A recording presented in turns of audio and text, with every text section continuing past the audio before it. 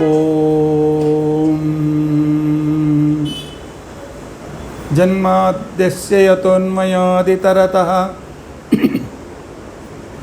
अर्थेष्वभिज्ञस्वराट् तेने ब्रह्महृदाय आदिकवये मुह्यन्ति यं सूरयः तेजो वारिमृदां यथा विनिमयो यत्र त्रिसर्गो मृषा धाम्ना स्वेन सदा निरस्तकुहकं सत्यं परं धीमहि सृष्टिस्थित्यप्यहेया नियतिदृशितमो बन्धमोक्षाश्च यस्मात् अस्य श्री ब्रह्मरुद्र प्रभृतिसुरनरद्वीषशत्रुत्मकस्य विष्णोर्व्यस्ताः समस्ताः सकलगुणनिधिः सर्वदोषव्यपेतः पूर्णानन्दाव्ययो यो गुरुरपि परमश्चिन्तयेतं महान्तं धर्मप्रोज्झितकैतवोऽत्र परमः निर्मत्सराणां सतां वेद्यं वास्तवमत्र वस्तुशिवदं तापत्रयोन्मूलनं श्रीमद्भागवते महामुनिकृते किं वा परैः ईश्वरः सद्यो हृद्यवरुध्यतेऽत्र कृतिभिः शुश्रूषुभिस्तक्षणात् निगमकल्पतरोर्गलितं फलं शुकमुखादमृतद्रवसंयुतं पिबत भागवतं रसम् आलयं मुहुरहो रसिकाः भुवि भावुकाः अभ्रमं भङ्गरहितम् अजडं विमलं सदा आनन्दतीर्थमतुलं भजे तापत्रयापहम् भवति यदनुभावादेडमूकोऽपि वाग्मी जडमतिरपि जन्तुर्जायते प्रज्ञमौलिः सकलवचनचेतो देवता भारती सा मम वचसि निधत्तां सन्निधिं मानसे च अस्मद्गुरुसमारम्भां टीकाकृत्पादमध्यगां श्रीमदाचार्यपर्यन्तां वन्दे गुरुपरम्परां विद्यायां विबुधाचार्यं वेदज्ञानाब्धिचन्दिरं दुर्मतध्वान्तमर्ताण्डं सत्यध्यानमुनिं भजे पञ्चाशद्वर्षपर्यन्तं सततं रामपूजकः श्रीसत्यप्रमोदगुरुराट् भासतां नो हृदम्बरे बन्धुस्त्वं गुरुरिष्टदैवतमिति त्वत्पादपङ्केरुहं प्राप्तं मां परिपालयेति सततं याचे निबद्धाञ्जलिः चित्तं मद्गुणदोषचिन्तनविधौ नूनं मनाङ्मा कृथाः श्रीसत्यात्मगुरो त्वदङ्घ्रियुगलं हित्वा न मे सद्गतिः यैरहं शुकवत् सम्यक् शिक्षितोऽस्मि कृपालुभिः तान् वन्दे धेनुपाचार्यान् तत्त्वज्ञानार्थसिद्धये श्रीगुरुभ्यो नमः। हरिः ओम हरिः ओम हरिः ओम। स्वस्तिस्तु अषेढसन्मङ्गलानि सन्तु। श्लोकैकश्रवणपठनमात्रेण वक्तुश्च श्रोतॄणां निखिलकलिकृतकल्मषापनोदनपटुतरे धर्माद्यखिलपुरुषार्थसाधने भूते अद्य श्रीमद्भागवते द्वितीय दिन प्रवचनारंभे सति किंचित पूर्वकथानुवादः। हरिः ओम हरिः ओम हरिः ओम।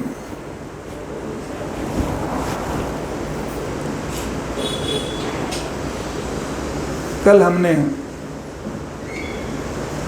भागवत ग्रंथ का उद्देश्य क्या है और भागवत का विषय क्या है और भागवत सुनना क्यों जरूर है। भगवान को प्राप्त करने के लिए हमारे सामने 3 तरह के हर्डल्स हैं, स्वार्थ, अज्ञान और मोह। उन्हें दूर करने के लिए 3 साधन हैं, ज्ञान, भक्ति, वैराग्य। और तीनों विषयों का प्रोपोर्शनेटली परिपूर्ण रूपते से यह पूरा विवरण हमें मिलता है श्रीमद् भागवत ग्रंथ में। और एक जन्म में हमारी साधना पूर्ण नहीं होती है, तो इसके लिए अगला जन्म भी हमें इसी तरह से ज्ञानपूर्ण मनुष्य जन्म चाहिए। इसके लिए हमारे मरण के बाद और्ध्वदेह का क्रिया इत्यादि योग्य रीति से होना बहुत जरूरी है। लेकिन वह ठीक भी नहीं हुआ तो भी कोई चिंता करने की ज़रूरत नहीं। जो भागवत सुनते हैं, सप्ताह विधि से भगवान का श्रवण जो करते हैं, उनके लिए भगवान कहते हैं तुम्हारी साधना आगे बढ़ाने के लिए मैं तुम्हें अगला जन्म भी इसी तरह से योग्य ज्ञान युक्त शरीर में दूंगा। और यह भागवत ग्रंथ की रचना कब होगी और भागवत की परंपरा कहाँ से शुरू हुई? 10 साल पहले, 100 साल पहले, 500 साल पहले, कितने साल पहले? भागवत कहता है कि सृष्टि के आदि भाग से ही यह शुरू हुआ है। सृष्टि के आरंभ से ही यह शुरू हुआ है। सृष्टि के आरंभ में जब भगवान ने ब्रह्मा जी को सृष्टि करने के लिए आज्ञा दी, तब ब्रह्मा जी ने कहा कि मैं किस तत्व को अपने सामने रख करके सृष्टि का आरंभ करूं। तो भगवान ने पूरे 4 श्लोक में संपूर्ण भागवत का विवरण दे दिया, संक्षेप रूप में, अब्रिज रूप में। और ब्रह्मा जी ने उसको विस्तार रूप से वर्णन किया नारद जी के। पहले भगवान विष्णु के द्वारा ब्रह्मा जी के द्वारा नारद। और यहाँ द्वापर युग के आरंभ में वेदों का वेद असंख्य वेद हैं। वैदिक मंत्र उसकी गिनती हम नहीं कर सकते हैं। अनंता वै वेदाः इस शास्त्र में कहा गया है। तो इतना तो कृति युग के कुछ लोग पढ़ सकते थे। त्रेता युग में वह शक्ति कम हो गई, द्वापर युग में और भी कमी हो गई। जब हम देखते हैं छोटी किताब है, अच्छा ये पढ़ करके पूरा कर देंगे, इस तरह हम विचार करते हैं। बड़ा वॉल्यूम है, देखेंगे जब टाइम मिलेगा देखेंगे। तो भगवान ने विचार किया अनंत वेद इनके सामने हम रखेंगे तो पहले ही इसकी आकृति को देख करके वे डर करके भाग जाएंगे। इसके लिए वेदव्यास जी ने क्या किया, पूरे वेद को उसमें अत्यंत आवश्यक जो जितना द्वापर और कलयुग के मनुष्य समझ सकते हैं उतने मंत्रों को अलग किया, एडिट किया। वेदव्यास ने मंत्रों को, वेदों को नहीं लिखा है, वेदव्यास उसके एडिटर हैं। उन्होंने क्या किया कि भगवान की महिमा, भगवान का तत्वज्ञान, भगवान की विशिष्टता बताने वाले 10,600 कुछ मंत्रों को अलग करके उसका नाम दिया ऋग्वेद। ऋग्वेद को उन्होंने, उसका ऋग्वेद मूल रूप में था ऋचा, ऋचा यजुंषि साम, ये मूल वेद के नाम थे। ऋचाओं से, जिसमें भगवान की स्तुति और भगवान की महिमा और भगवान की विशिष्टता जिसका वर्णन है, उसे उन्होंने एकत्र किया, उसको ऋग्वेद का नाम दिया।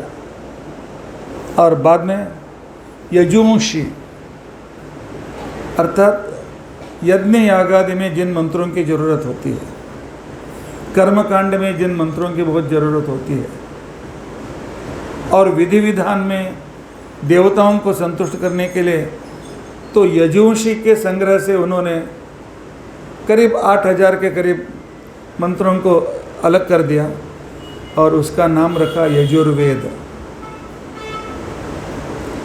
और कुछ ऐसे मंत्र थे जिसको हम गायन के अलग अलग स्वरों में, अलग अलग सुरों में उसको गा भी सकते हैं।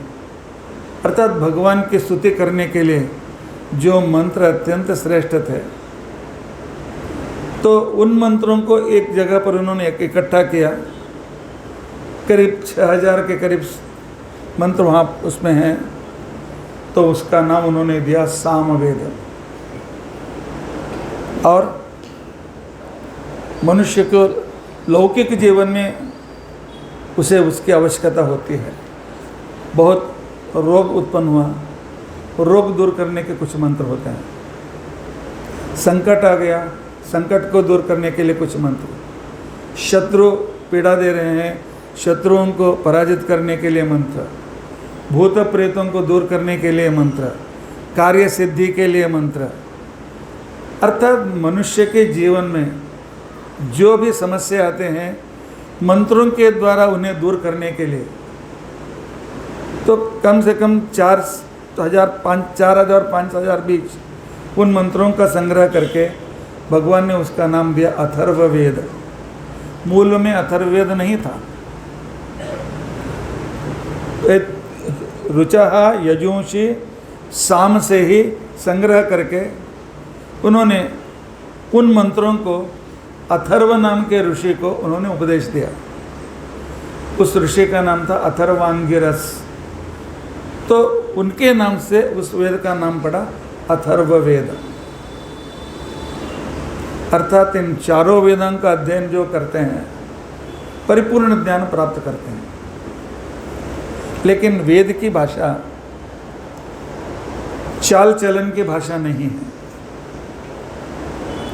वेद की भाषा प्राचीन संस्कृत है और वेद में रूपक बहुत ज़्यादा हैं।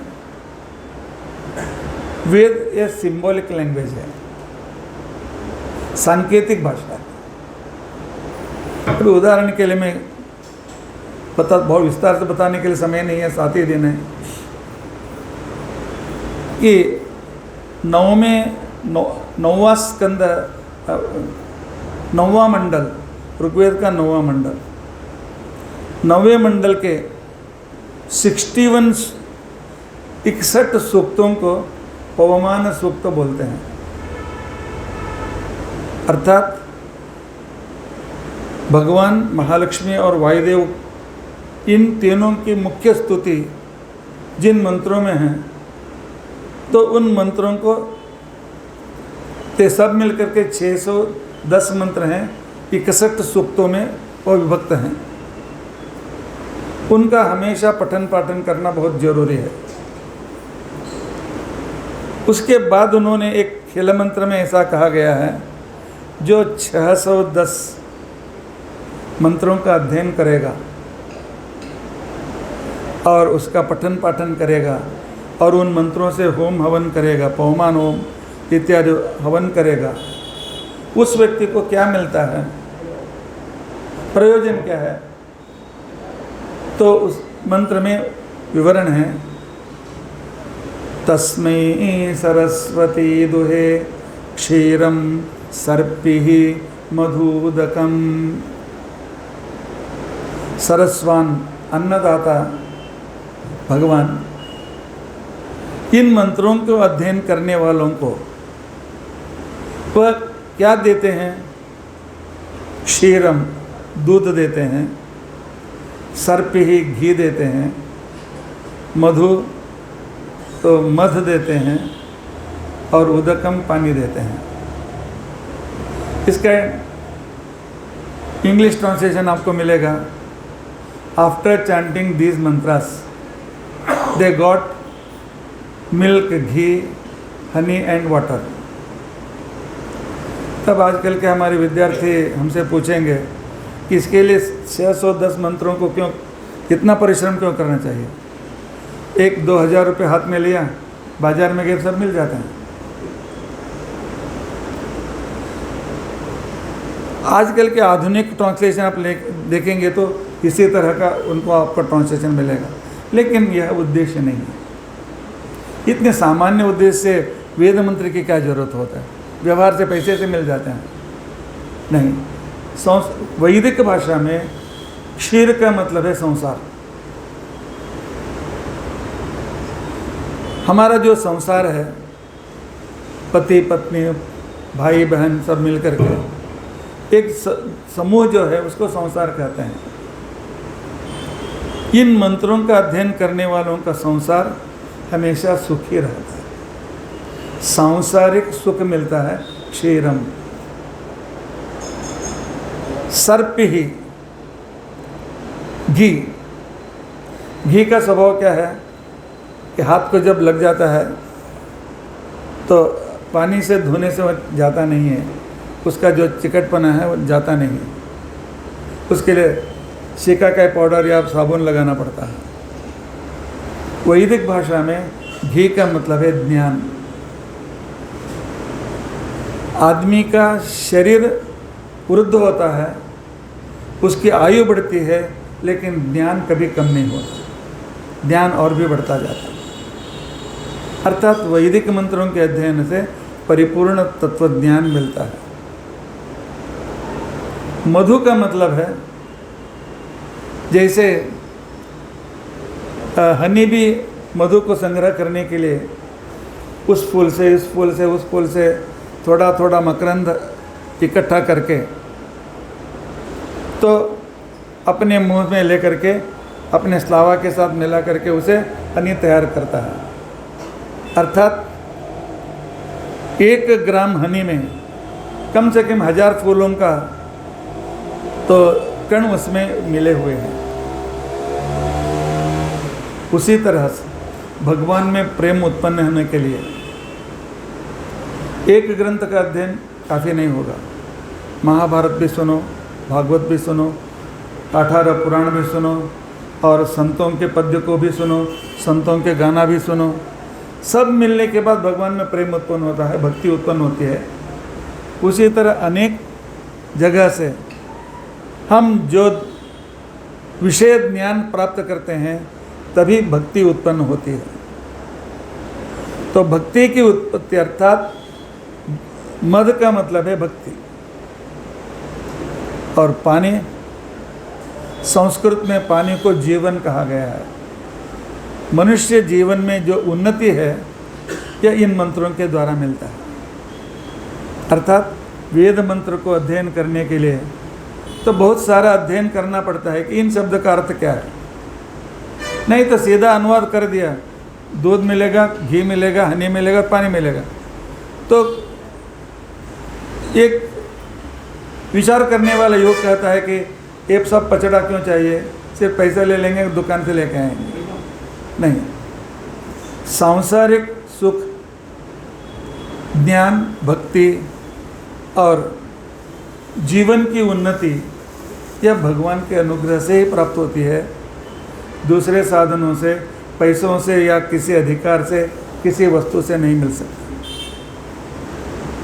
इसलिए भगवान वेदव्यास ने विचार किया कि इन मंत्रों का अर्थ सामान्य लोगों को मालूम नहीं पड़ेगा, इसलिए मंत्रों का अर्थ कैसा करना चाहिए वैदिक सिंबॉलिक मीनिंग को किस तरह समझना चाहिए, इसके लिए उन्होंने एक ग्रंथ का लेखन किया, उसका नाम था ब्रह्मसूत्र।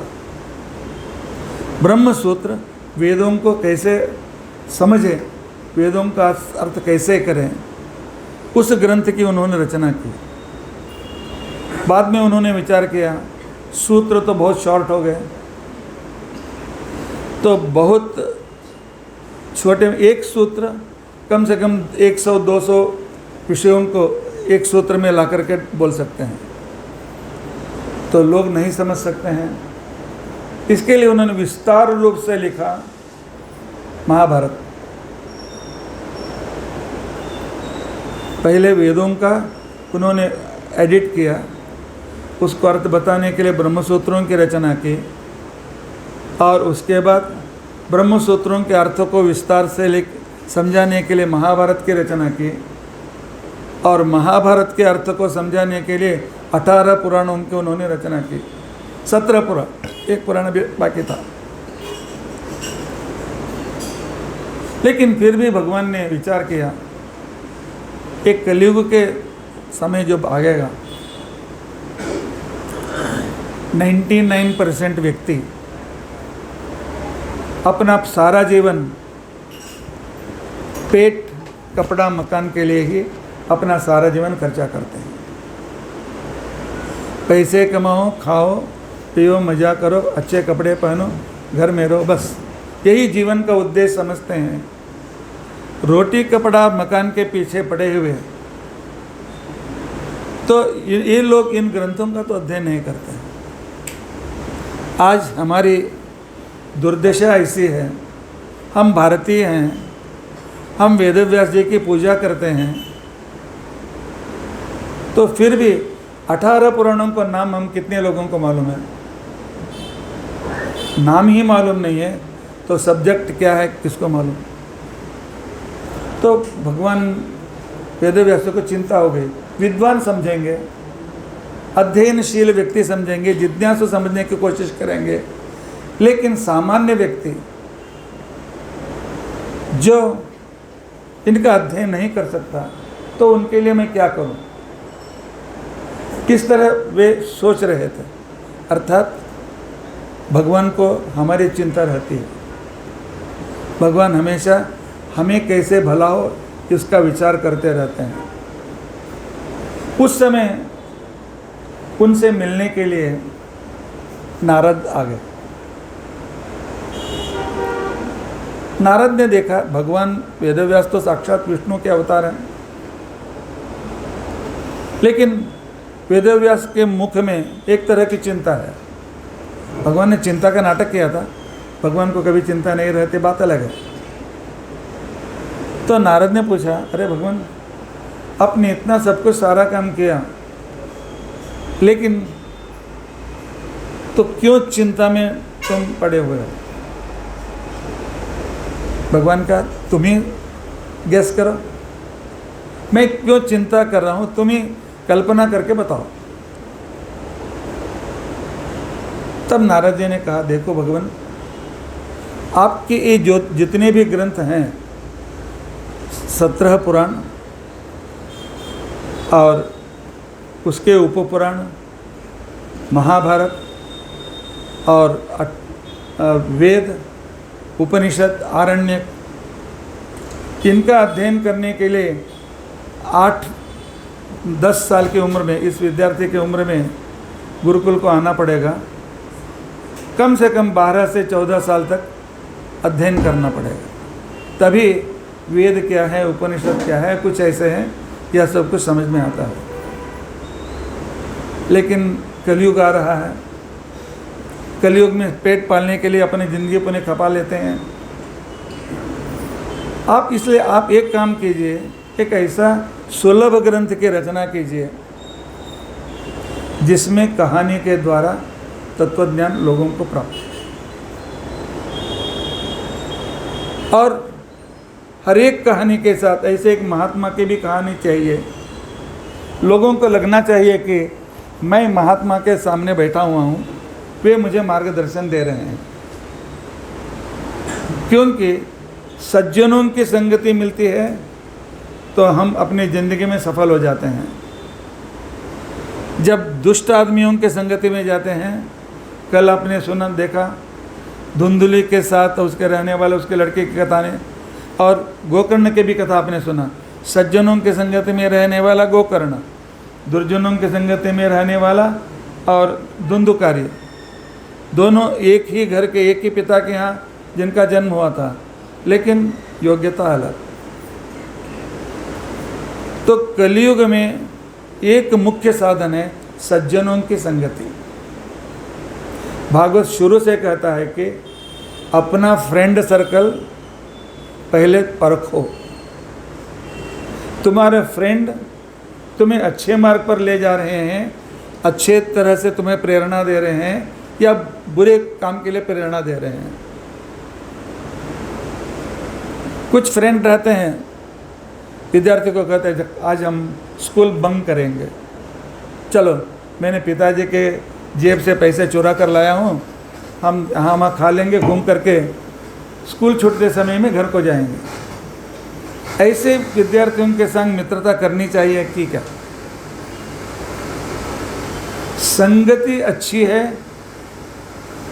और अच्छी तरह से हमारी ज़िंदगी बन जाती है। संगति बुरी है, हमारे जीवन में हम असफल हो जाते हैं।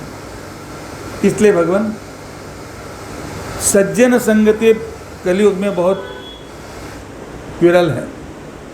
सज्जनों की संख्या ही कम है और वैसे मिलने भी बहुत बहुत कम मिलते हैं। तो इसके लिए आप एक ऐसा कीजिए, एक ऐसा पुराण की रचना कीजिए जिसमें भगवान की महिमा और भक्त की कथा, फिर भगवान की महिमा, फिर भक्त की कथा। तो पढ़ने वालों को लगना चाहिए कि मेरे साथ प्रहलाद भी मेरे साथ हैं, ध्रुव मेरे साथ हैं, नारद मेरे साथ हैं, श्री कृष्ण मेरे साथ हैं, गोपिका स्त्री मेरे साथ हैं, सुदामा मेरे साथ है। मेरे साथ इतने अच्छे अच्छे लोग हैं, मैं क्यों चिंता करूं? इस तरह का अनुभव आना चाहिए। इसके लिए भगवान के भक्त और भगवान की कथा महिमा दोनों को आप मिला करके एक ऐसे ग्रंथ की रचना कीजिए। और कहते हैं वेदव्यास जी, मैं यह क्यों कर रहा हूँ? ऐसे कहने के लिए मेरी ज़िंदगी की ही कहानी ऐसी है। नारद जी ने अपनी ज़िंदगी की कहानी कहना शुरू कर दिया। पहले नारद एक गंधर्व थे।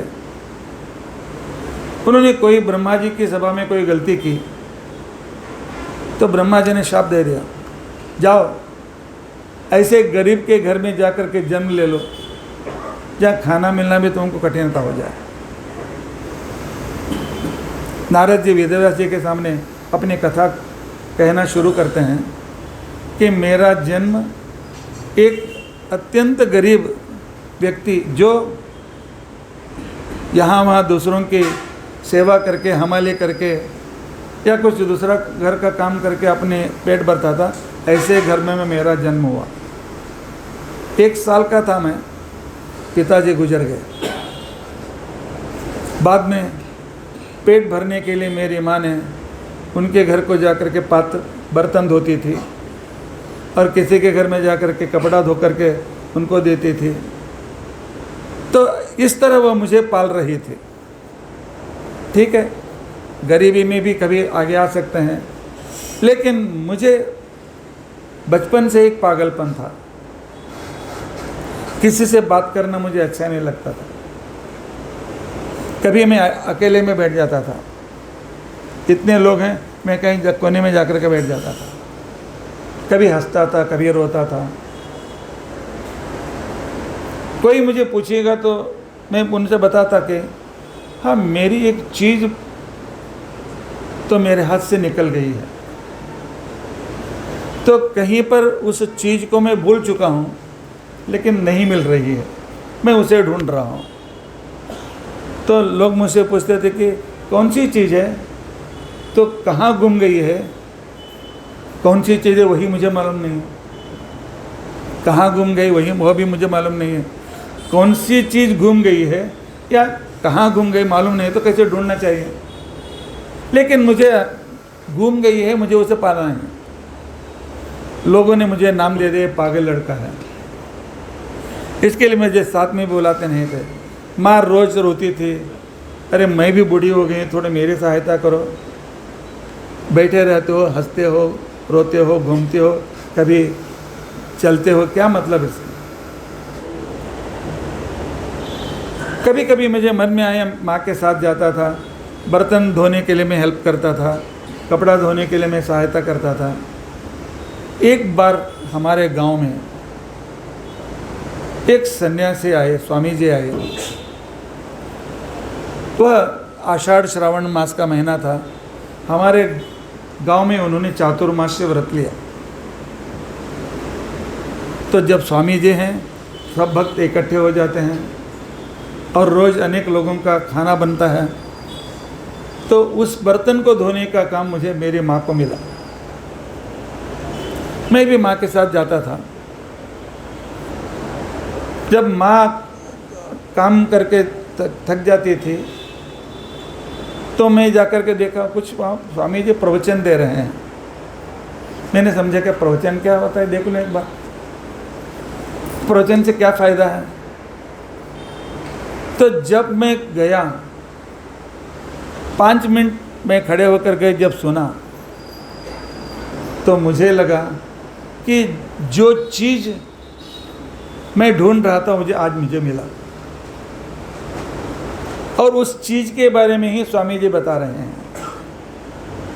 और मैं जिस चीज़ को घुमा चुका था वह चीज़ थी भगवान। वो भगवान के बारे में ही बोल रहे हैं। मैं बहुत खुश हो गया और जाकर के खड़ा हो गया। आजू बाजू के लोगों ने कहे, पागल बच्चा, जा, इधर क्यों आया है, इधर तेरा काम नहीं, निकल जाए यहाँ से। लेकिन स्वामी जी ने दूर से मुझे देखा, उनको क्या लगा मालूम नहीं। ए बच्चा, इधर आ, मेरे पास ही बैठो, रोज़ इधर बैठो।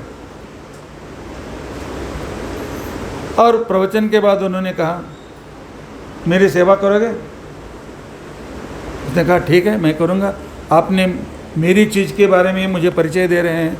मैं जिस चीज़ को ढूंढ रहा था वह चीज़ भगवान मुझे मिल चुका आपके मुँह से।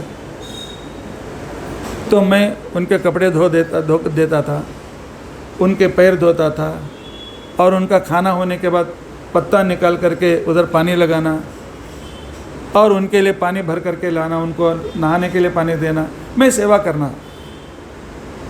तो 2 महीने के अंदर उनकी संगति से, उनकी सेवा से तो मैं भगवान का बड़ा भक्त बन गया।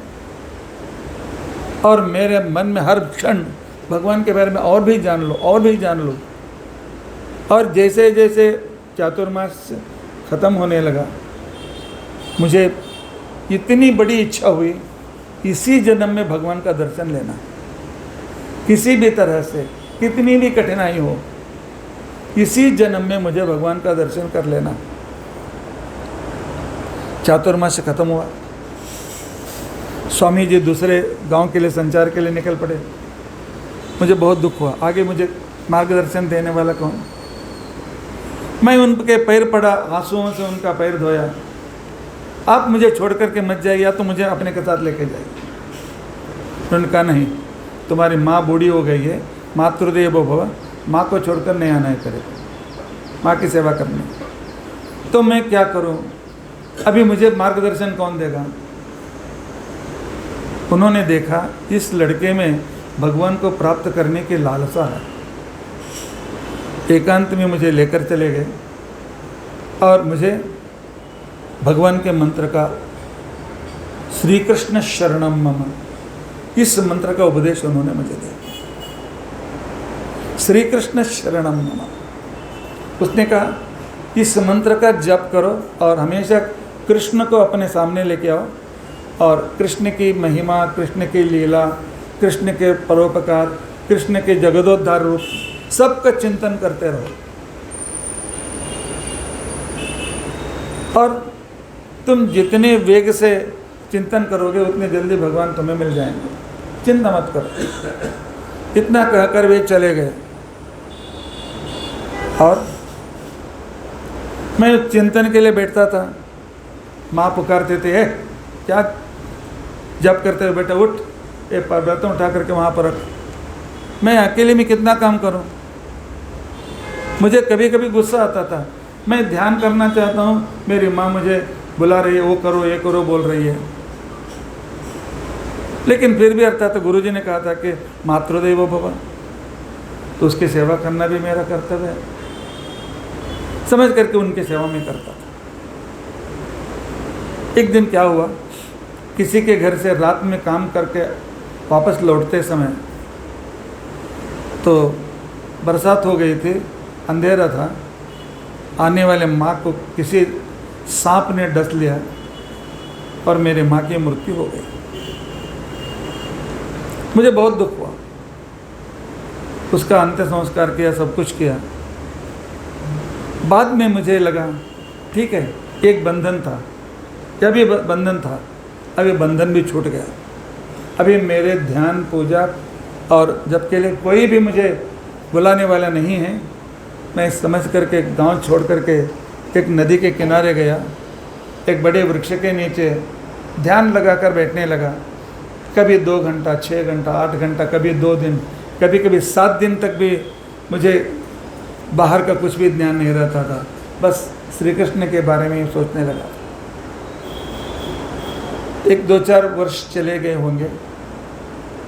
एक दिन मैं आंख बंद करके श्री कृष्ण की मूर्ति का ध्यान करते हुए मैं भगवान के बारे में सोच रहा था। उस आकृति जो मेरे सामने थी वह गुम हो गई। अरे भगवान मेरे सामने से निकल गए, तो घबराहट से मैंने आंख खोली, देखता हूँ मेरे सामने बड़ा तेज पुंज मेरे सामने खड़ा हुआ है। मुझे कुछ मुंह हाथ पैर कुछ दिखाई नहीं दे रहा था, एक तेज मेरे सामने खड़ा है। मैं तेज को देख करके बहुत शॉक हो गया, देखने लगा। एक 10 या 15 या 50 सेकंड गले होंगे, वह तेज निकल गया। वह जाने के बाद मुझे मन में आया कि तो भगवान मेरे दर्शन देने के लिए आए थे, भगवान ने मुझे दर्शन दिया, लेकिन मैं उनसे बात नहीं की। उनसे आए उपकार हुआ ऐसा कहने के लिए भी मैंने अवकाश नहीं लिया, उनकी स्तुति नहीं की। बहुत दुख हुआ मुझे, मैं ज़मीन पर लुढ़क करके रोने लगा। मैंने समझा भगवान इस रास्ते से गए होंगे, उस रास्ते में भागता गया, मैं वहाँ नहीं मिले, इस रास्ते गया, उस रास्ते से गया, फिर आकर के जोर से रोने लगा, भगवान आप आए थे, आपसे मैंने कुछ बात नहीं की। तब आकाशवाणी हुई, बालक इस जन्म में इतना ही दर्शन तुम्हारे भाग्य में था, इससे ज़्यादा नहीं, बस इसी का चिंतन करते हुए अपना आयुष्य तक जिंदा रहो, अपने बाद में शरीर छोड़ दो, अगले जन्म में मेरा दर्शन तुम्हें प्राप्त हो। और अगले जन्म में मैं जब जन्म लिया, एक दासी का, काम वाले का लड़का अगले जन्म में ब्रह्मा जी के मानसपुत्र नारद के रूप में मुझे प्रमोशन दिया। कहाँ सामान्य बालक, कहाँ ब्रह्मा जी के मानसपुत्र नारद, जो रोज़ भगवान को देख सकता है, उनकी स्तुति कर सकता है, 24 घंटे नारायण नारायण नारायण बोल करके। और यह प्रमोशन मुझे कैसे मिला? एक महात्मा की संगति से। इसलिए महात्मा की संगति करो, जो ज्ञानी है उनका संगति करो। वे कभी स्वार्थ से नहीं रहते हैं, वे हमें अच्छे मार्ग का मार्गदर्शन देते हैं। इसके लिए वेदव्यास जी ऐसा एक ग्रंथ लिखिए जिसमें अनेक महात्माओं का चरित्र रहना चाहिए। तब वेदव्यास जी ने कहा ठीक है, तब उन्होंने भागवत की रचना की। भागवत के हर एक स्कंद में, हर एक अध्याय में भगवान का वर्णन और भगवत भक्तों का वर्णन, भक्ति का वर्णन, ज्ञान का वर्णन, वैराग्य का वर्णन, और उसके साथ भगवान पर कैसे प्रेम करना चाहिए उसका वर्णन, और भगवान पर प्रेम करके जिनके ज़िंदगी में बहुत सारा सारी उन्नति हो गई है, ऐसे लोगों के चरित्र, उस चरित्र से भरा हुआ है यह श्रीमद् भागवत। और उन्होंने अपने पुत्र शुकाचार्य जी को पढ़ाया। वेदव्यास जी के पुत्र थे शुकाचार्य। शुकाचार्य स्वयं भगवान शंकर के अवतार। कुछ ग्रंथों में या कुछ आजकल के चर्चा में विष्णु भक्त अलग हैं, शंकर के भक्त अलग हैं, उनको सामने नहीं आना चाहिए, उनसे बात नहीं करना चाहिए, शैव वैष्णव में झगड़ा है। नहीं,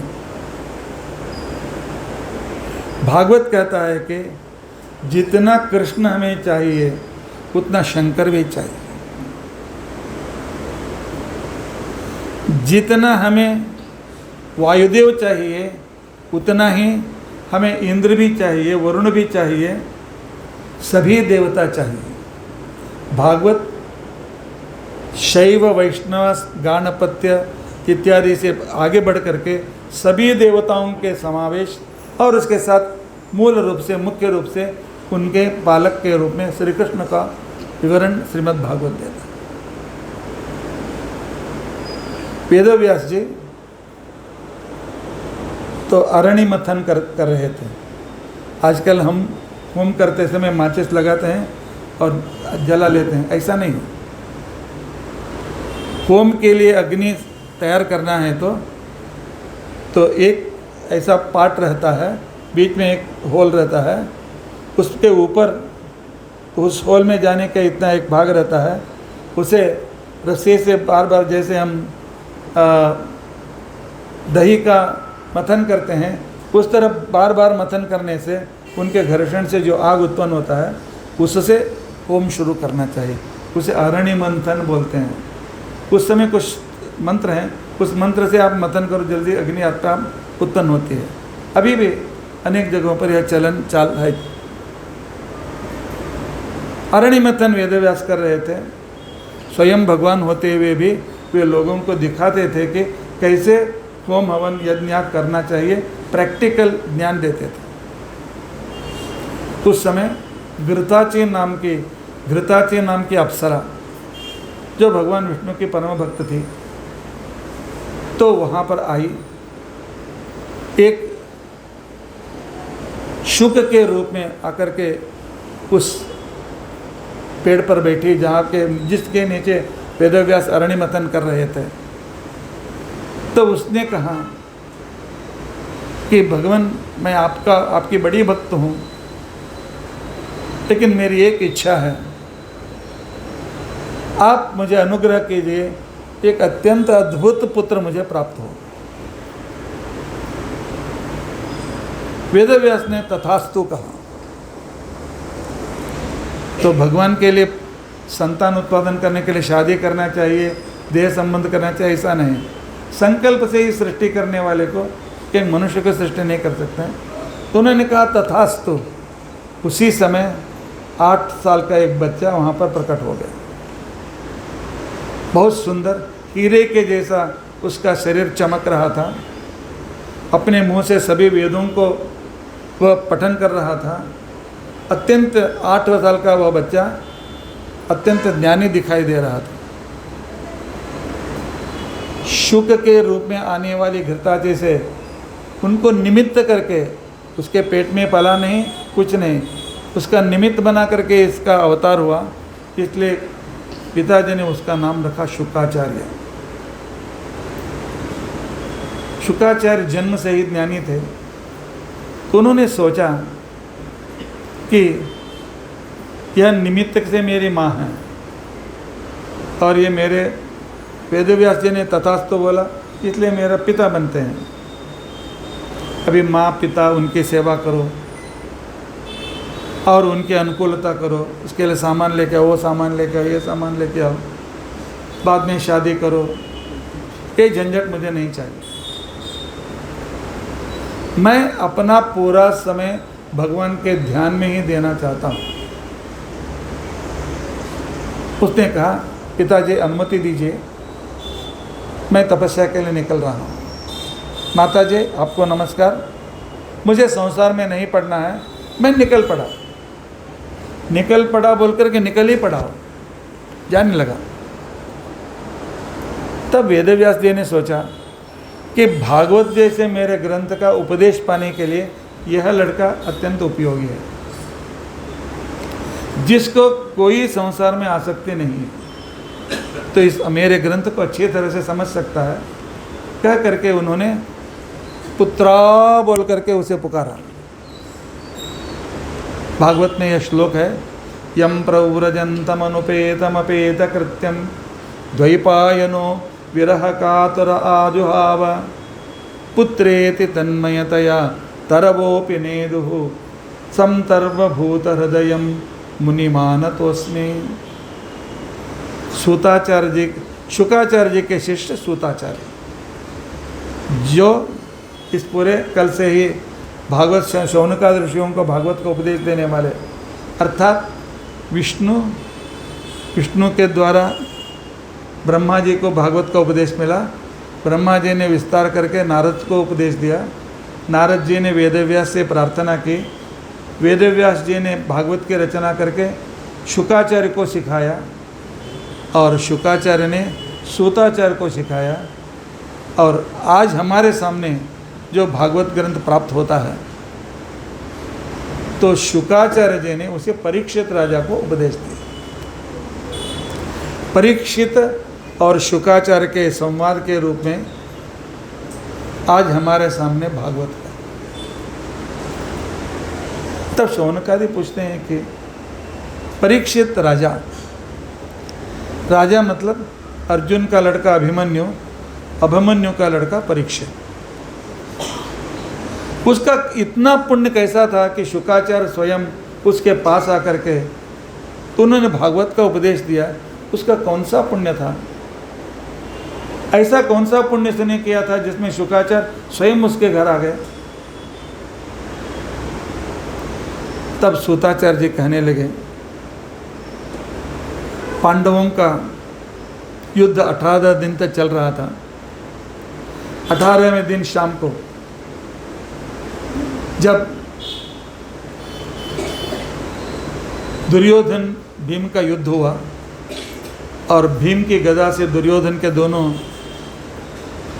पैर टूट गए और जमीन पर गिर गया, चल ना सकता था, हिल नहीं सकता था। उसको मारने की इच्छा की भीमसेन ने। कृष्ण ने कहा, अपने आप मर जाएगा, क्यों तुम मारते हो, चलो हमारा काम हो गया, हम वापस जाएंगे। पूरा कौरव सैन्य 11 अक्षोहिणी समाप्त। लेकिन कौरव पक्ष में 3 लोग बचे थे, तो तीनों चिरंजीवी थे। एक द्रोणाचार्य का लड़का अश्वत्थामाचार्य, दूसरा कृपाचार्य और तीसरा श्री कृष्ण की ओर से कौरव सैन्य में आया हुआ कृतवर्मा। 3 लोग चिरंजीवी, इसलिए युद्ध में सिर्फ 3 ही बच गए और पूरा सब कौरव सैन्य नष्ट हो गया। वो तीनों जब भीम और दुर्योधन का युद्ध चल रहा तो भाग गए थे। जब पांडव चले गए तो उस समय वो तीनों दुर्योधन के पास आ गए। दुर्योधन के पास आकर के कहा, अब तीनों ही बचे हैं, हम क्या करें? लेकिन दुष्टों का स्वभाव कभी दूर नहीं होता। मरते समय में भी वो बुरा ही सोचते हैं।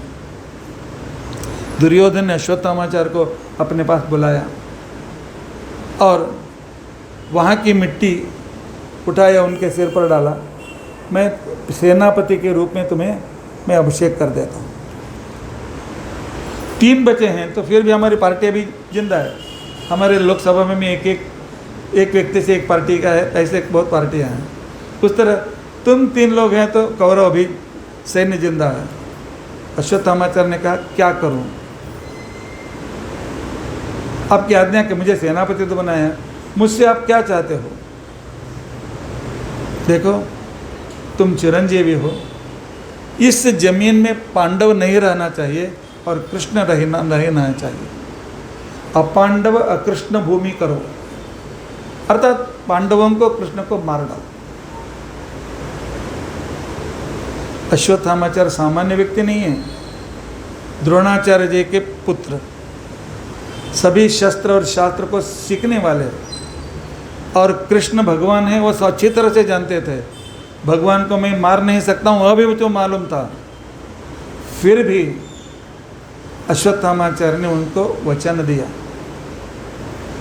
अर्थात दुष्ट की संगति, दुर्योधन की संगति से अश्वत्थामाचार्य की मति मारी गई। इतना ही नहीं, दुर्योधन ने और क्या कहा, मैं तो मर जाता हूँ, मेरी पत्नी को साथ तुम रहो और वहाँ संतान उत्पादन करो और उससे जो संतान है उसको राज्य दे दो। अर्थात मेरी विधवा पत्नी में तुम संग करो और बच्चों को उत्पादन करो। अश्वत्थामाचार्य जन्म से ब्रह्मचारी, लेकिन उन्होंने स्वीकार किया, हाँ करता हूँ। भागवत यहीं से शुरू होता है। दुर्जनों की संगति से आदमी का पतन कैसे होता है। अश्वत्थामाचार्य जी के जैसे व्यक्ति का पतन, अकृष्ण अपांडव, पांडवों से उसको कोई झगड़ा नहीं था, झगड़ा था कौरव और पांडवों में, सिर्फ पिताजी उस पक्ष में थे इसलिए वो भी उस पक्ष में था। लेकिन पांडवों को विनाश करने क्यों करें, लाभ क्या है। फिर भी दुष्टों के संगति में रहने वाले लाभ के बिना भी बुरा काम करते हैं। कथा से हमें तत्व लेना चाहिए, दुष्टों की संगति से रहने से कितनी हानि है। सज्जनों की संगति से, नारद की कथा आपने सुने, अभी दुष्टों की संगति का। अश्वत्थामाचार्य ने कहा मैं करता हूँ,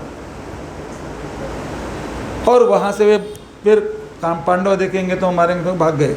जंगल में बैठे सोच रहे थे, 11 अक्षौहिणी सैन्य होते पांडवों को हम नहीं मार सके तो हम 3 मिल करके पांडवों को कैसे मारेंगे। उस समय जिस पेड़ के नीचे बैठे थे, सामने के पेड़ में कौओं की बहुत चीत्कार ध्वनि उन्हें सुनाई दी। चीत्कार करते हुए कौवे पेड़ से फटाफट गिर रहे थे। अश्वत्थामाचार्य जी वहाँ गए, देखा उन्होंने कि जो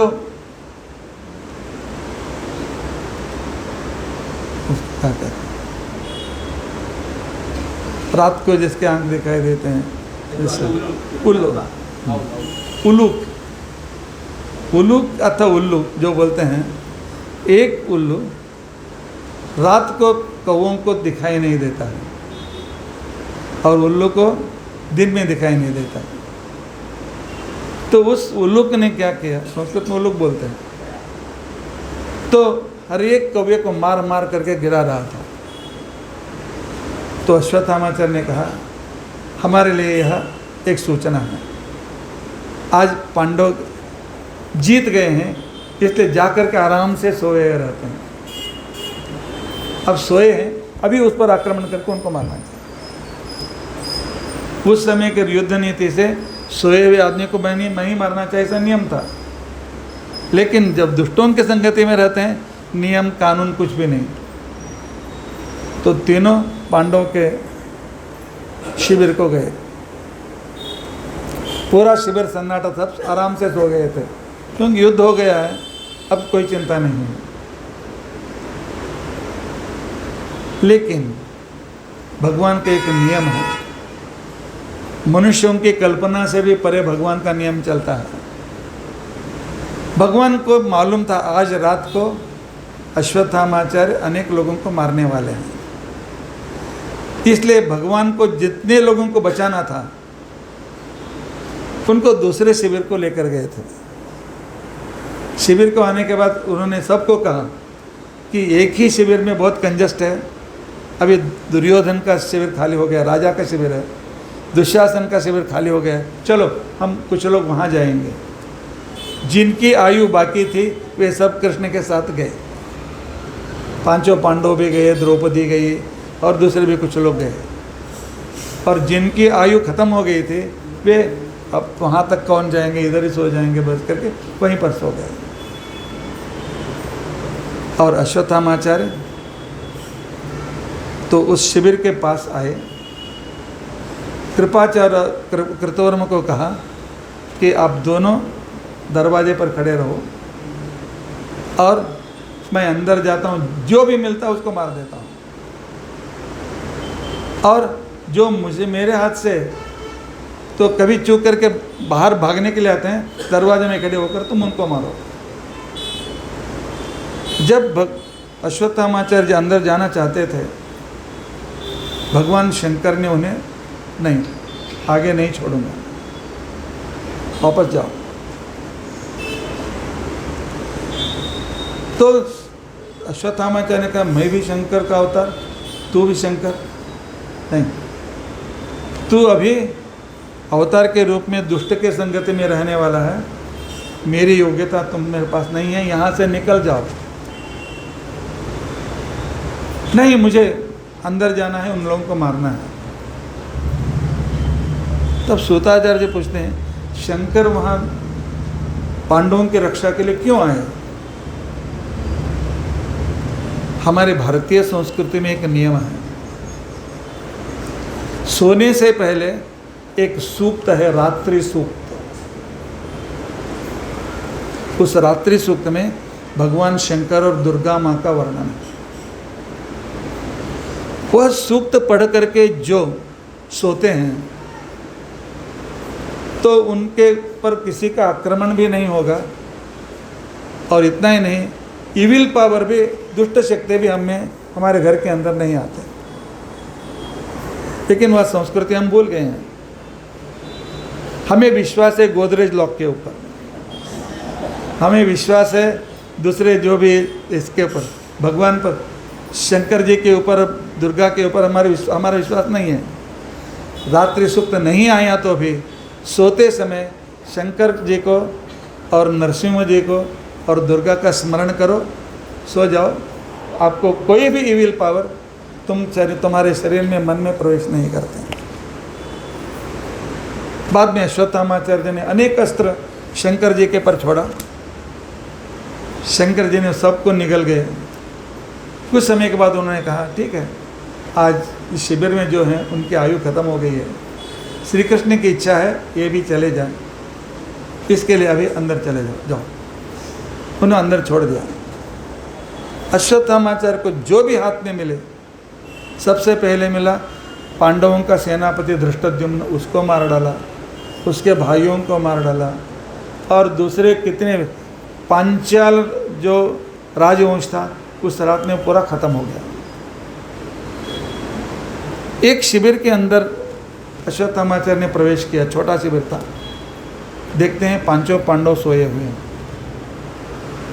उन्होंने अच्छा मिल गया, उन्होंने तलवार ले लिया, पांचों का सिर काट डाला और पांचों के बाल को पकड़ करके, जैसे हम नारियल, कच्चा नारियल को थोड़ा करके दो चार मिला करके बांध करके लेके जाते हैं, उस तरह बांध करके दुर्योधन को दिखाने के लिए, देखो दुर्योधन, पांडवों को मैंने मारा है, दिखाने के लिए वो भागते हुए और शिविर को आग लगा दी और चला गया।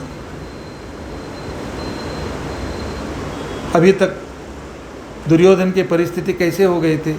एक समय था राजा के जैसे बहुत अपने अहंकार दिखाता था, द्रौपदी का अपमान किया था, अभी उसको दोनों पैर टूट गए थे, सियार कुत्ते आ करके उसका नोच रहे थे, उसके प्राण नहीं चले थे, उठ नहीं सकता था।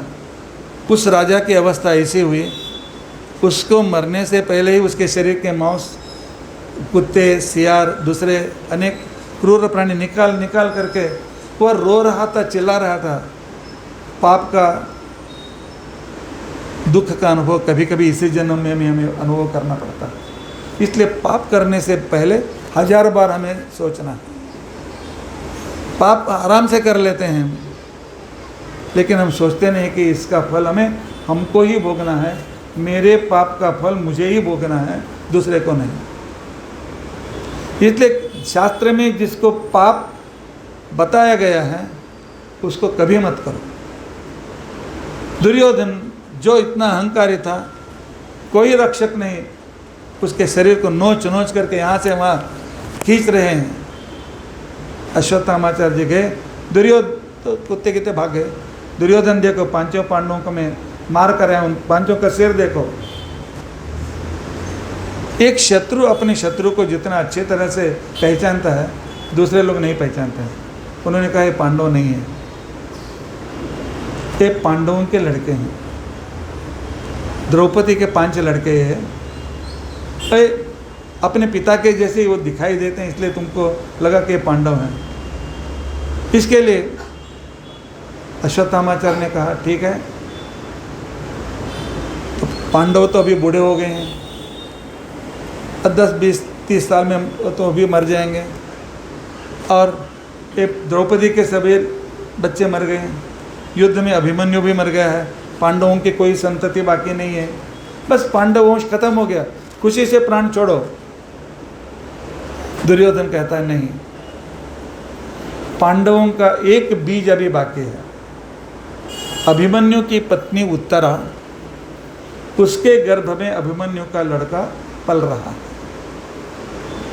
किसी तरह से उसका भी वध करो, मुझे तृप्ति होते कह करके दुर्योधन ने प्राण छोड़ दिया। अर्थात दुष्टता की सीमा कैसी होती है, द्वेष की सीमा कितनी होती है, इस कथा से हमें जानना है। इतने तक भीम को मालूम हो गया कि अश्वत्थामा ने सब कुछ काम किया, उसके पीछे लग गए। भीम और अश्वत्थामाचार्य में बहुत बड़ा युद्ध हो गया, और बाद में अर्जुन और कृष्ण आ गए। तब अश्वत्थामाचार्य ने सोचा अब अर्जुन के साथ मेरे साथ कोई ब्रह्मास्त्र छोड़कर दूसरा शस्त्र मेरे पास नहीं, एक ब्रह्मास्त्र बाकी है। ब्रह्मास्त्र का मतलब एटम बॉम्ब, न्यूक्लियर बॉम्ब। क्योंकि आजकल हम किताबों में पढ़ते हैं, जिस जगह पर एटम बम गिरता है लाखों लोग मरते हैं, अगले 12 साल तक कुछ रेडियो एक्टिविटीज़ में लोग अनेक रोग से पीड़ित होकर के मर जाते हैं। उस समय मरते हैं लाखों लोग, बाद में करोड़ों लोग मरते हैं उसके रेडियो एक्टिविटीज़। ब्रह्मास्त्र का वर्णन भी ऐसा ही है। लेकिन हमारे शास्त्रों में ब्रह्मास्त्र किसी के हाथ में नहीं देते हैं, योग्य व्यक्ति को। द्रोणाचार्य अश्वत्थामाचार्य को देना नहीं चाहते थे, उन्होंने अर्जुन को सिखाया था, लेकिन अश्वत्थामाचार्य उनके पीछे पढ़ करके क्योंकि मालूम था अश्वत्थामाचार्य यह बहुत क्रोधी है, और जो व्यक्ति क्रोधी होता है वह गलती करता है। तो हम में भी किसी में क्रोध है तो आज ही छोड़ दीजिए। क्रोध में रहने वाला हमेशा गलती करता है। तो उसने क्या, ब्रह्मास्त्र निकाला, इस अस्त्र से कृष्ण पांडव सब मर जाए।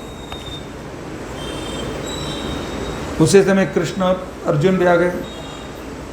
अर्जुन ने कृष्ण से पूछा अब मैं क्या करूं? वह ब्रह्मास्त्र हम पर आने से पहले तुम उसका प्रति ब्रह्मास्त्र छोड़ो, उसको बीच में रोक दो, हम तक नहीं आना चाहिए। अर्जुन ने भी ब्रह्मास्त्र छोड़ा, लेकिन अर्जुन ब्रह्मास्त्र छोड़ते समय अर्जुन का संकल्प, सिर्फ कथा नहीं, उस समय के वह संदर्भ आपको हमें देखना है। उसने क्या संकल्प किया? उसका संकल्प था स्वस्तस्तु द्रोणपुत्राय भूतेभ्यो मह्यमेव च। मेरे इस ब्रह्मास्त्र से मेरा गुरुपुत्र अश्वत्थामाचार्य को कुछ भी न हो, क्योंकि वो गुरु का पुत्र है। गुरु जैसे पूज्य है, गुरु का पुत्र भी उतना पूज्य है। इसलिए हमारे संप्रदाय में जब हमारे गुरु अपने शिष्य को चुनते हैं, उस समय हो तो अभी शिष्य सामान्य छोटे नहीं, गुरु के इतना ही उनको मर्यादा देना हमारे यहाँ संप्रदाय में। गुरुपुत्र गुरुवद वर्तितव्य, इसके लिए मेरे गुरु के समान है, यह ब्रह्मास्त्र उसको कुछ भी नहीं होना चाहिए। भूतेभ्यः, दूसरी प्रतिज्ञा कि ब्रह्मास्त्र से अनेक लोग मर जाते हैं, कोई न मरे।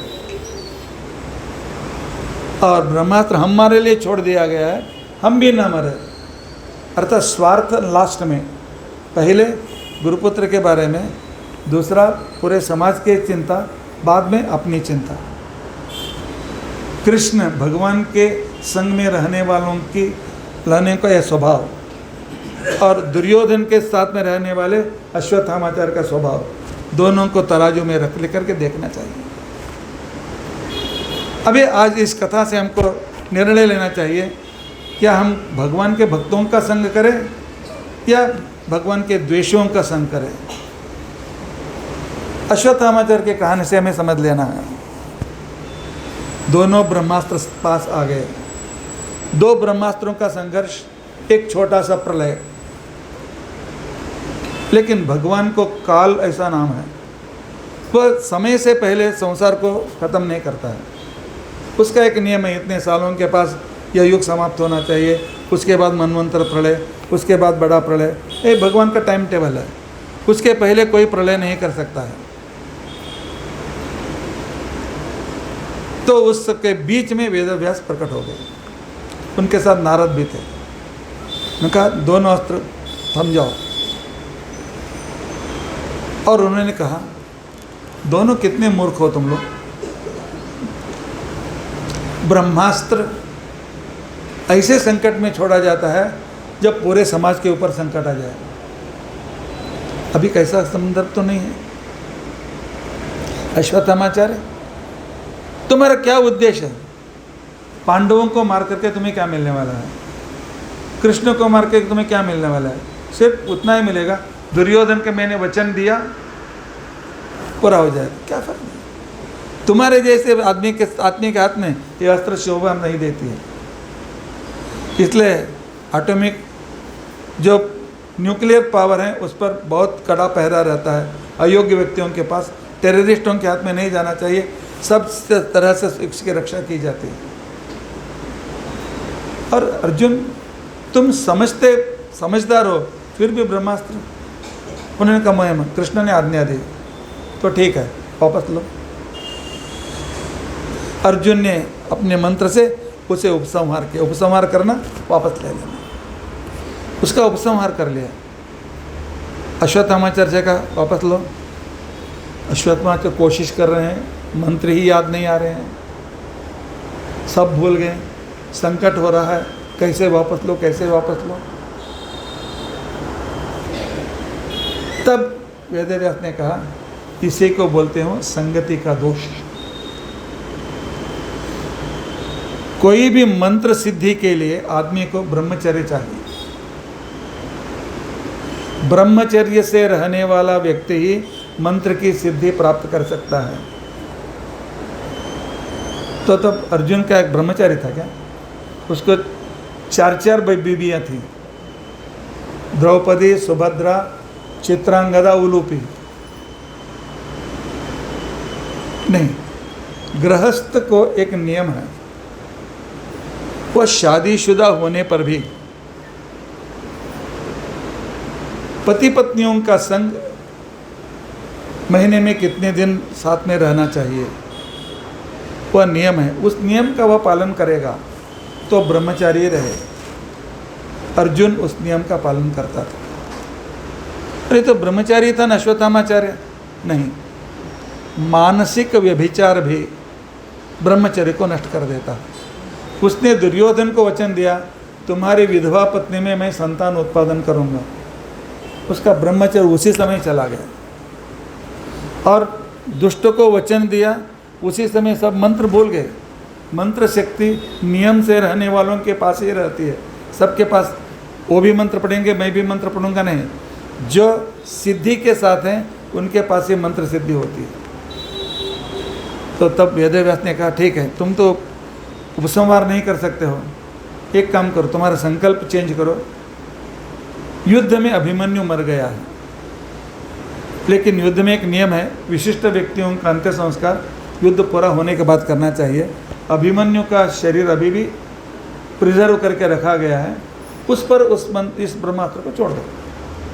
इससे क्या होता है, मरा हुआ आदमी वह जल जाएगा तो किसी को हानि नहीं होगा और ब्रह्मास्त्र और सबको संसार को अच्छा होगा। ऐसा तो करो। तब अश्वत्थामाचार्य ने कहा नहीं, मैं इसको उत्तरा के गर्भ के ऊपर छोड़ूंगा। समझ लीजिए, एक आचार्य, उस आचार्य का लड़का, शास्त्र का अध्ययन करने वाला, सब कुछ जानने वाला, लेकिन संगति से कारण बिगड़ गया। तब श्री कृष्ण ने कहा, तुम कहीं भी छोड़ो, मैं जिसका रक्षक हूँ उसको कोई कुछ बाल बंका नहीं कर सकता।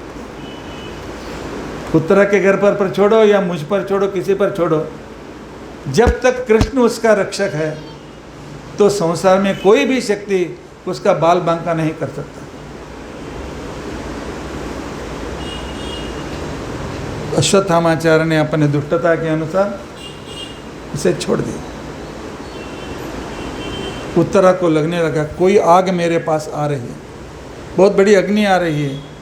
वह वहाँ से भागने लगी, कृष्ण कृष्ण मुझे बचाओ। श्री कृष्ण एक रूप से उसके सामने खड़े हो गए। कृष्ण, मैं मर जाऊँ तो भी चलेगी, पति तो चला गया है, अभिमन्यु चला गया, मुझे भी जिंदा रहने की इच्छा नहीं, लेकिन मेरे गर्भ में पांडवों का एक वंश का बीज पल रहा है, उसकी तो रक्षा करो। तो कृष्ण ने कहा, तुम्हारी भी रक्षा करूंगा, उसका भी रक्षा करूंगा। गर्भ में शिशु था, उसको लगा कि कोई मेरे चारों ओर आवाज़ आ रही है, और भगवान की शक्ति से उसकी आंखें खुली। गर्भ में आंख नहीं खुलते हैं, लेकिन वहाँ पर आंखें खुली उसकी। देखता है भगवान एकदम गर्भाशय और पेट के बीच में 1/16 मिलीमीटर भी जगह उससे भी कम रहती है। उतना छोटा रूप ले करके श्री कृष्ण शंख चक्र गदाधारी होकर उसके चारों ओर घूम रहा। भगवान का दर्शन पा लिया उस शिशु ने, और हाँ भगवान की स्तुति की। भगवान ने कहा, चिंता मत करो, अपनी जिंदगी में तुम सफल हो जाओगे। तो इसके लिए परीक्षित का यह पुण्य था, गर्भ में ही भगवान से रक्षा उसने पा ली थी। और यहाँ श्री कृष्ण ने कहा कि जो गलती करता है उसको शिक्षा होनी चाहिए।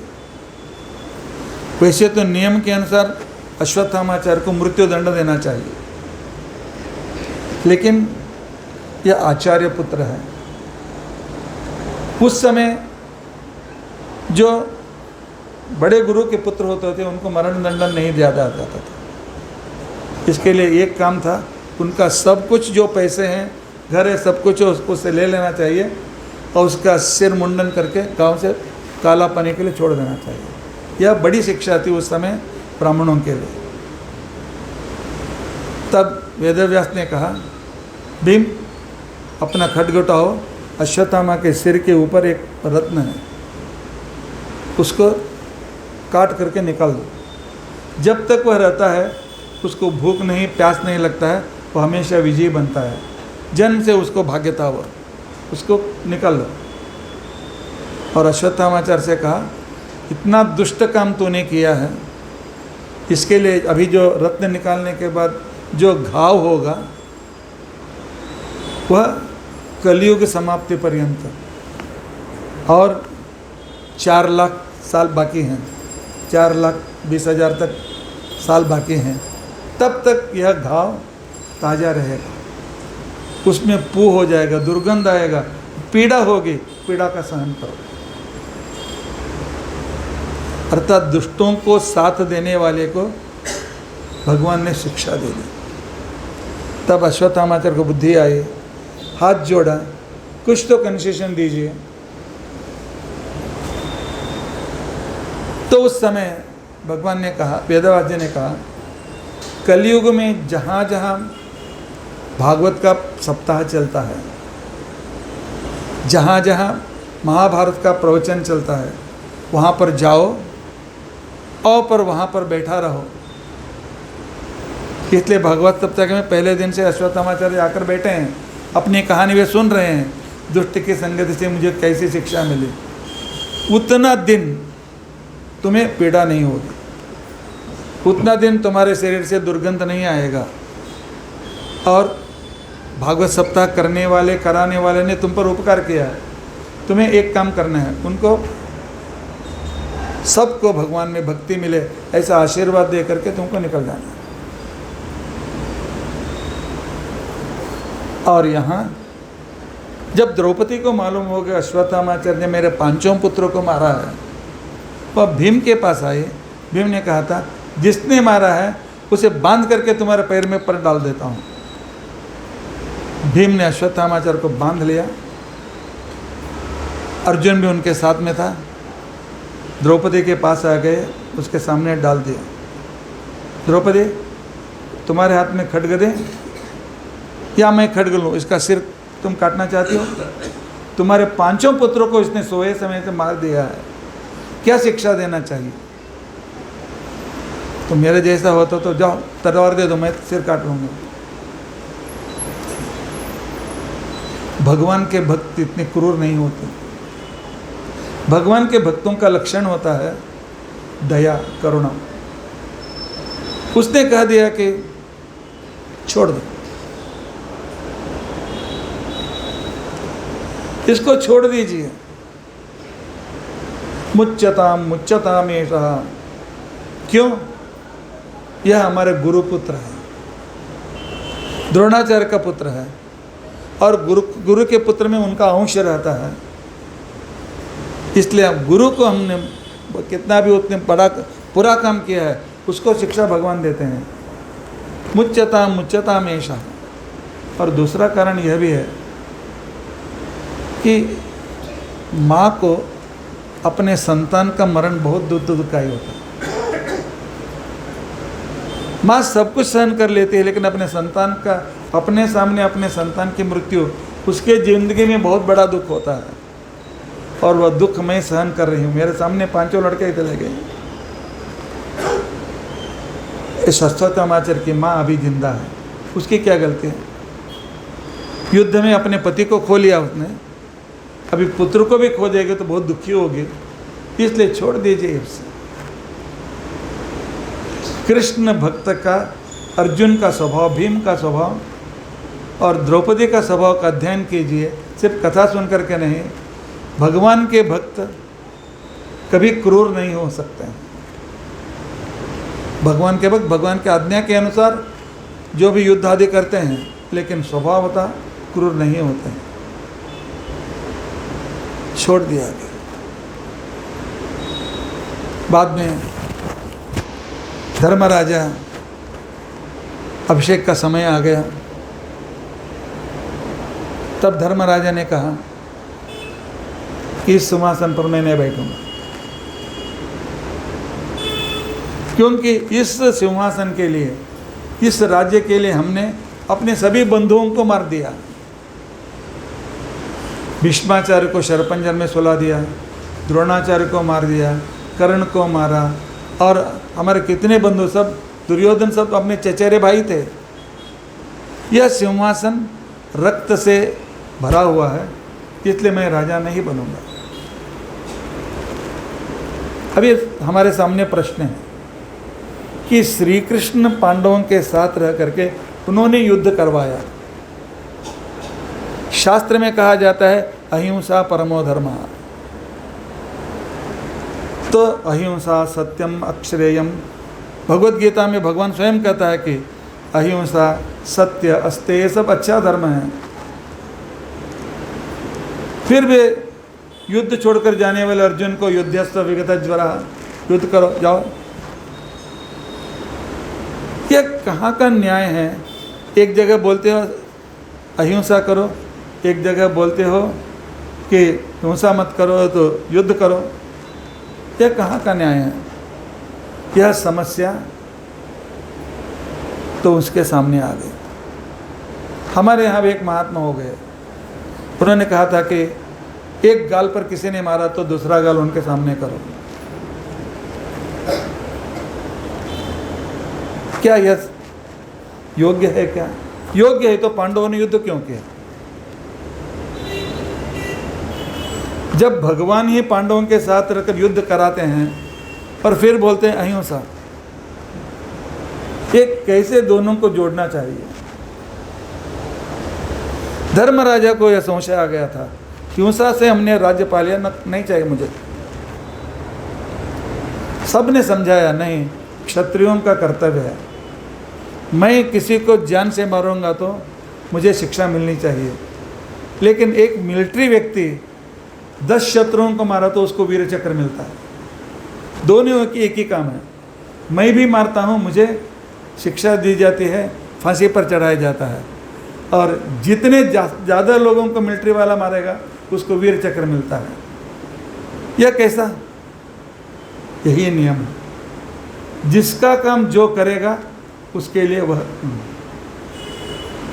उसको शत्रुओं को मारने के लिए ही रखा गया है, और क्षत्रिय का धर्म यही है। लेकिन धर्मराज समझा नहीं, तो बाद में उसे भीष्माचार्य के पास लेकर जाते हैं। देखो धर्मराज, मैं कृष्ण तुम्हारा संबंधी, तुम बोलते हो कि मुझे तुम ऐसे ही समझा रहे हो, आंसू पोंछ रहे हो, नहीं चाहिए। और मेरे भाई द्रौपदी बोलती है पाप नहीं हुआ, लेकिन हुआ है, इतने लोगों को हमने मारा है, यह पाप हमें लगा है। अरे मैं पापी बनकर राजा नहीं होना चाहता हूँ। ठीक है, हम कहेंगे तो विश्वास नहीं है ना तुम्हें? एक शत्रु का पक्ष में रहने वाला व्यक्ति जो शत्रु के पक्ष में है, वह कहेगा पांडव तुमने बहुत अच्छा काम किया, तुमने बुरा काम नहीं किया, तुम पाप नहीं किया, तुम इस तरह वो बोलेगा तो मानोगे? हाँ, शत्रु पक्ष वाले कोई बोलेगा तो मैं मानूंगा। चलो, भीष्माचार्य उत्तरायण की राह देखते समय, अभी उनका प्राण है, शरपंजर में सोए हुए हैं, लेकिन अभी मरे नहीं हैं, तो उनसे हम पूछेंगे। चलो, तो उनके कृष्ण सबको उनके पास लेकर आए। लेकर आने के बाद तो उन्होंने कहा धर्मराजा को संशय है, भीष्माचार्य संशय को दूर करो। सबसे पहले कृष्ण आए थे। भीष्माचार्य ने कहा मैं क्या बताऊं, क्या उपदेश दूं, एक एक क्षण में मूर्छा आ रही है, मुझको गला सूख रहा है, मैं क्या बोल सकता हूं। श्री कृष्ण ने कहा मैं तुम्हारे अंदर रह करके बोलता हूं, तुम निमित्त बनो। तब भीष्माचार्य जी ने 52 डेज 52 दिन तक पूरा धर्म का उपदेश दिया है। राजधर्म क्या होता है, प्रजा धर्म क्या होता है, गृहस्थ धर्म क्या होता है, संन्यास धर्म क्या होता है, ब्रह्मचर्य धर्म क्या, सबको अलग अलग, एक ही धर्म सबको नहीं, सबका अलग अलग धर्म है, उनके कर्तव्य अलग अलग हैं, उसी तरह उनको व्यवहार करेंगे। भगवान ने rules and do not do rules बनाया है भगवान ने। यदि जिंदगी में भारतीय संस्कृति हमें सीखना है, कभी समय निकालो, एक दो साल चाहिए, पूरा शांति पर्व और अनुशासन पर्व महाभारत के भीष्माचार्य जी का उपदेश एक बार पढ़ो, मालूम पड़ता है जिंदगी में हम क्या गलतियां करते हैं और हमें क्या करना चाहिए। एनसाइक्लोपीडिया ऑफ ऑल थीम्स, जितनी स्ट्रीम हैं, ऑल स्ट्रीम्स, विश्वकोश है, अनुशासन पर्व और शांति पर्व, अवश्य पढ़िए। लेकिन उसका संक्षेप में भीष्माचार्य जी कहते हैं दुर्योधन तुमने कोई पाप नहीं किया, जाओ सिंहासन पर बैठो। दुर्योधन ने कहा आपको हमने मारा, द्रोणाचार्य को मारा, हमारे बंधुओं को मारा, हाँ ठीक है, लेकिन हम किस पक्ष में गए थे? हम दुष्ट दुर्योधन के पक्ष में गए थे, इसलिए हमें मारना ही धर्म है। दुष्ट व्यक्ति को मारना धर्म है। यहां पर हम इतने लोग बैठे हैं, एक सांप आ गया, अहिंसा परमो धर्म, किसी को मत काटो बोलेगा तो वो छोड़ेगा क्या? काटने दो, ऐसा छोड़ना चाहिए था, उसको मारना ही धर्म है। हमारा धर्म एक गाल पर मारने पर दूसरा गाल दो, हमारा धर्म नहीं हो। भारतीय संस्कृति का धर्म तो है ही नहीं हो। किसी ने भी कहा कृष्ण का धर्म है तुम्हारे गाल पर एक देगा तो 2-4 लगा करके उसको भगाओ, क्योंकि आत्मरक्षण भी धर्म है।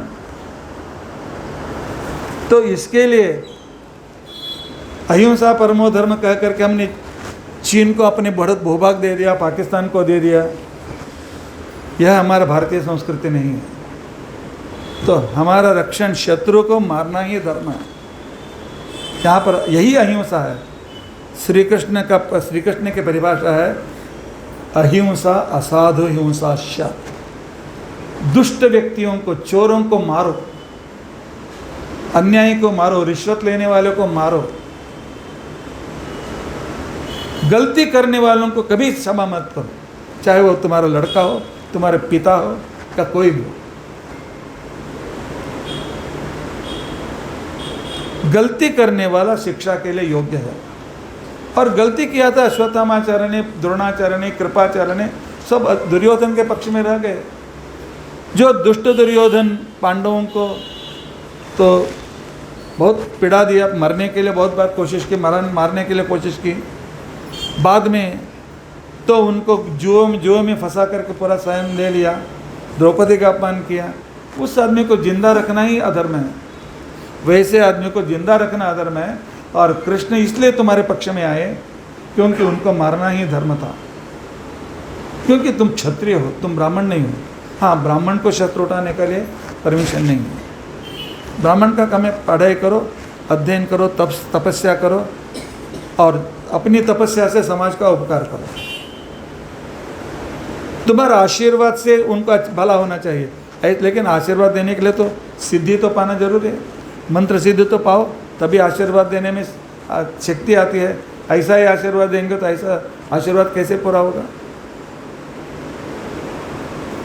तो इस तरह का धर्म का उपदेश देने के बाद धर्मराजा सिंहासन पर आसीन हो गए। भगवान अपने भक्तों पर कितनी करुणा करते हैं। भगवान अकेले नहीं थे, वे भी गृहस्थ थे। उनको एक नहीं, दो नहीं, 16,108 बीवियाँ थी। हर एक में 10-10 लड़के थे। लेकिन सब कुछ छोड़ करके युद्ध के समय, युद्ध से पहले 6 महीने, युद्ध के बाद 7 साल पांडवों के साथ रहे। पांडवों के द्वारा 3 बार अश्वमेध यज्ञ कराया और बाद में निकल पड़े। श्री कृष्ण भी अपने गांव जाते हैं। सब लोगों को श्री कृष्ण से कुछ पूछ लेना चाहिए।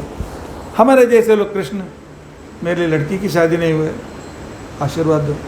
दूसरे ने कहा मेरा घर नहीं है, घर बनवा दो। तीसरे ने कहा मैं गरीब हूँ, संपत्ति दे दो। सब मांगने वाले ही हैं। तब बाद में कृष्ण से मिलने के लिए कुंती आ गई। कुंती ने कुछ भी नहीं मांगा। कुंती ने भगवान से कहा, भगवान मैं क्या मांगू? बिना मांगे तुम देते हो, मांगने की जरूरत क्या? तो तुमने मेरे बच्चों को बचपन में रक्षा की और बाद में लाख के घर में जलाने की कोशिश किया था, तो भी तुम्हारी रक्षा हुई। और द्रौपदी के स्वयंवर के समय मेरे बच्चों की रक्षा की। वनवास में उनके रक्षा की। युद्ध में उनको जला में मैं क्या मांगू? बस तुम्हारा अनुग्रह मुझ पर रहे। तो संबंध से श्री कृष्ण की फूफी कुंती, श्री कृष्ण जी के पिता वसुदेव, कुंती भाई बहन। तो उसने कहा नहीं, सब लोग मांग रहे हैं, कुंती कुछ तो मांगो। कुंती कहते हैं कि नहीं, भगवान के सामने मांगने की जरूरत नहीं। लेकिन वही गलती हम करते हैं। मंदिर को जाने के बाद बिना मांगे कुछ आते हैं हम क्या? जाते हैं, भगवान आपको 2 नारियल का भोग चढ़ाते हैं, मेरे बच्चे को तुम प्रमोशन दे दो, लड़के की शादी कर दो, ये करो वो करो। कभी भगवान के सामने बैठ करके हमने कभी भगवान से कहा, भगवान मुझे अपने मनुष्य शरीर दिया, भगवान मुझे बोलने की शक्ति दी, देखने की शक्ति दी, और शरीर में रह करके घूमने की शक्ति दी, आपने इतना सब कुछ दिया, अच्छी बीवी दी, अच्छा घर दिया, 2 जगह 2 बार खाना मिलता है वह भी आपने दी। कभी हम भगवान के सामने कहते हैं कि स्वयं अपने आप को सोचना चाहिए, क्या बिना मांगे भगवान देते हैं? क्या आप लोगों ने दुख मांगा था? कोई भी दुख मांगता है, दुख मिलता है कि नहीं? तो अभी भगवान ही देते हैं। बिना मांगे जब दुख और समस्या हमारी ज़िंदगी में आते हैं, हम मांगते नहीं हैं, उसी तरह सुख भी भगवान देते हैं, मांगने की ज़रूरत नहीं। तो भगवान की प्रार्थना का एक ही नियम है, उसका उपकार स्मरण करना। आज उपकार स्मरण करेंगे हम, भगवान तो मुझे भागवत के 4 शब्द कहने की शक्ति आपने दी, इसलिए मैं आपकी स्तुति करने में समर्थ हो गया हूँ। यही भगवान की स्तुति हम कर सकते हैं। आप लोग भी, भगवान हमें भागवत सुनने का अवकाश दिया, आपने ये भाग्य दिया। जब हम जन्म लेते हैं तो हमारा टाइम टेबल डिसाइडेड है, इतना सुख और मिलने वाला है, इतना दुख मिलने वाला है। इसलिए सांसारिक सुख दुख मांगने की जरूरत नहीं। हाँ, 3 वस्तु मांग सकते हैं, ज्ञान भक्ति हरेश तृप्ति। भगवान आपके बारे में मुझे ज़्यादा ज्ञान दीजिए, आपके बारे में ज़्यादा मैं जान सकूं। भगवान आप पर प्रेम करने की शक्ति मुझे दीजिए, और मैं जो भी करता हूं आप संतृप्त हो जाइए। ये 3 मांगने के लिए शास्त्र परमिशन देता है, ज्ञान भक्ति हरेश तृप्ति। उसे छोड़कर कुछ भी मत मांगो, नहीं तो हम क्या करते हैं, गलती करते हैं। भगवान हमें ज्ञान देने में समर्थ है, भगवान हमें भक्ति देने में समर्थ हैं, भगवान हमें मोक्ष देने में समर्थ हैं। मोक्ष का मतलब कल मैंने बताया कि जहाँ जाने पर कोई दुख नहीं है, तो उसके पास जा कर के तो प्रमोशन दे दो, पास करो, शादी करो। जो लाख रुपए देने वाला है उसके पास जाकर 5 रुपये दो, 2 रुपया दो। ये मांगने की रीति है कि हम ऐसे ही लोग मूर्ख लोग हैं। भगवान सब कुछ दे देता है, हमारी ज़िंदगी में श्रेष्ठ सुख जो वह भी देने में समर्थ है, लेकिन उसके पास जाकर छुटपुट कहते हैं कि चना कुरमुरा सिंगदाना मांगते हैं। जो भगवान मोक्ष देने के समर्थ हैं, तो इसके लिए कुंती ने कहा मैं कुछ भी मांगूंगा नहीं। कृष्ण ने कहा नहीं, मेरा ऑर्डर है, 2 तुम्हारी इच्छा में पूरा करना चाहता हूँ, मांग लो। कुंती ने कहा तब तो ऑर्डर हो गया, तो मांगना पड़ेगा। भगवान मुझे और भी कठिनाइयाँ दी। विपदस संतु न शश्वत तत्र तत्र रमापते। भगवान मेरी जिंदगी में और भी कठिनाइयाँ मुझे दे दो। ऐसे मांगने वाले आपको कभी किसी इतिहास में मिलते हैं क्या? सोचिए, विचार कीजिए। कृष्ण ने कहा यह कैसी मांग है? तुम लोग समझते होंगे कि कुंती बहुत आराम थी, उसको कष्ट मालूम नहीं था इसलिए मांग लिया। नहीं, जन्म से ही कष्ट सहने वाली एक आदर्श सती कुंती।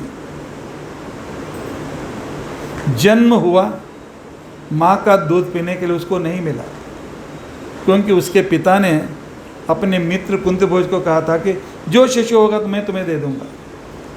पहला लड़का वसुदेव को मैं रखूंगा, दूसरा लड़का लड़की जो भी हो तुम्हें दे दूंगा। उसका मित्र था कुंती भोज। तो जन्म के पहले दिन ही दूसरे के घर पर चली गई, माँ का दूध नहीं मिला। और उसके बाद राजा ने उसे बहुत प्यार से बढ़ाया था। 7 साल की लड़की थी, 7 साल की लड़की, 7 साल की उम्र में क्या उन्हें मालूम रहता है।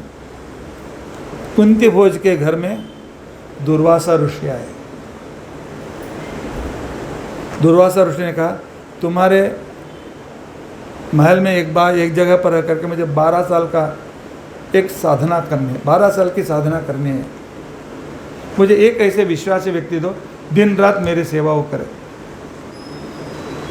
कुंती भोज को किसी पर विश्वास नहीं था, क्योंकि उसे मालूम था दुर्वास कैसे हैं, खुश हो गए बहुत कुछ देते हैं और क्रोध में आ गए सब कुछ जला देते हैं।